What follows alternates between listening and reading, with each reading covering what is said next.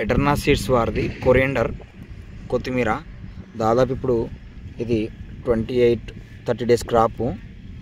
Harvesting రెడీగా ఉంది. చూసుకోండి జర్మినేషన్ ఏ విధంగా వచ్చిందో. ఈ ఆకు కూడా మనకు ఏ విధంగా ఉందో చూడండి. స్మెల్ కూడా చాలా మంచిగా ఉంది.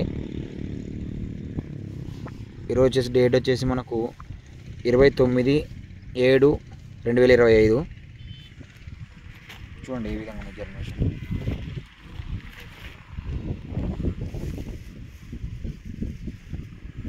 స్మెల్ ఉండడం వల్ల ఏమంటే కొనుగోలుదారుడు కూడా మనకు అధిక ధర వెచ్చించి కొనుగోలు చేయడానికి అవకాశం ఉంటుంది.